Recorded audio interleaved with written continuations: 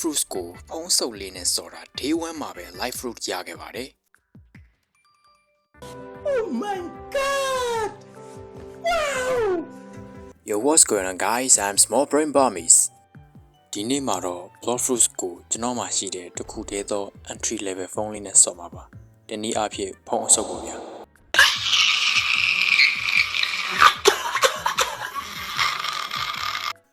ပထမဦးဆုံးကတော့ level တက်ဖို့အတွက် quest တွေလုပ်ရမှာပါဆဆ spawn ခြင်းပဲဘာလို့ကျွန်တော်စီမှာရုံနှွေးရဲ့နှစ်ဖက်ဘာနေလဲဆိုတာတော့ကျွန်တော်လည်းနားမလည်ပါဘူးနားလည်တဲ့လူတွေ comment box မှာရေးပေးကြပါဦး Okay အခုချိန်မှာတော့ level 10ရပြီ quest အသစ်ရသွားပြီပေါ့နော်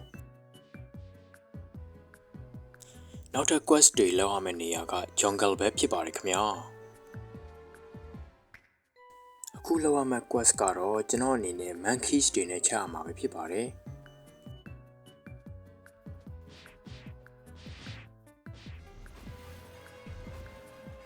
Okay အခုချိန်မှာတော့ level 15ရောက်လို့နောက်ထပ် quest အသစ်တစ်ခုထပ်ပွင့်ပါပြီ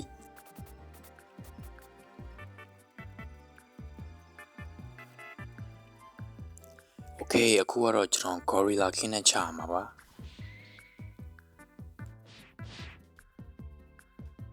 ဒီကောင်းကြီးနဲ့ချနေတဲ့အချိန်မှာကျွန်တော်ဖုန်းက frame rate တွေကျပြီးတော့ထစ်လာတယ်ပေါ့နော် A few moments later Okay အခုချိန်မှာတော့ကျွန်တော်တို့ gorilla king ကိုချလို့ရပါပြီပေါ့နော်ဒါပေမဲ့ကျွန်တော်တို့ quest အသစ်ဟာဟိုဘက်မှာဘာတွေဖြစ်နေကြလဲဟာတစ်ချက်တော့သွားကြည့်အောင်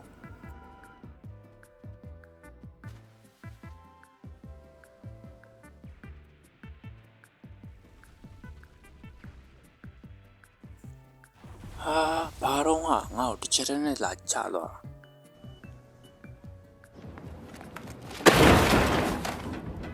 brother တို့ရ fruit မစားသေးပဲရေကွင်သွေးမြို့တာသိကြလားဗျကျွန်တော်ကတော့ small brain ဆိုတဲ့အတိုင်းပဲငါရေကူးတာသွေးမြို့ဘူးပါညာဒီ update မှာပြောင်းလိုက်တာထင်တယ်ဆိုပြီးတော့တခြား player တယောက်ကိုသွားပြီးတော့ဆရာလုံနေတာပေါ့နော်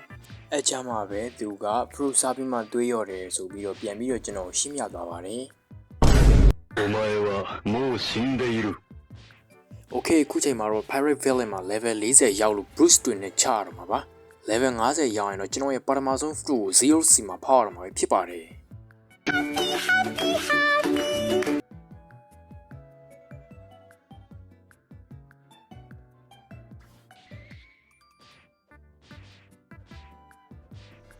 Okay အခုချိန်မှာတော့ကျွန်တော် small brain level 50ကိုရောက်ရှိလို့လာခဲ့ပါပြီ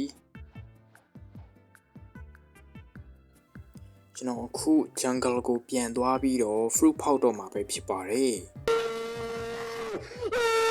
Okay နောက်ဆုံးတော့ Zeolus ရောက်လာခဲ့ပါပြီ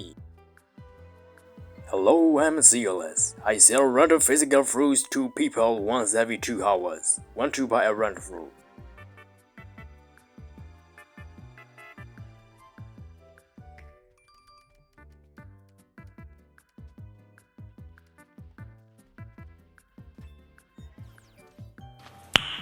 Nice Oh my goodness bro တို့ရေပထမဦးဆုံး fruit ဖောက်တာ live fruit ရခဲ့တယ်ပေါ့နော်live fruit ဆိုတာတော့ကျွန်တော်တို့ block fruit player တွေကြားထဲမှာgrinding အတွက်တကယ်ကိုအသုံးဝင်တဲ့ fruit တစ်မျိုးလို့သိရပါတယ်ခင်ဗျ3 2 1စားလိုက်ပါပြီ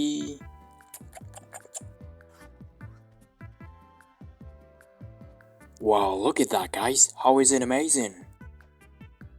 ဒီ light fruit ရဲ့ M1 ကကြတော့သူ့မှာပါတဲ့ light rate တစ်ချောင်းနဲ့ရန်သူတွေကိုချတာပဲဖြစ်ပါတယ်ခင်ဗျာ light fruit နဲ့ပတ်သက်ပြီးကျွန်တော်ကြိုက်တဲ့အချက်ကသူကတခြား fruit တွေထဲပြန်တဲ့နေရာမှာပို့ပြီးတော့ speed မြန်တာကိုတွေ့ရတယ်ပေါ့နော်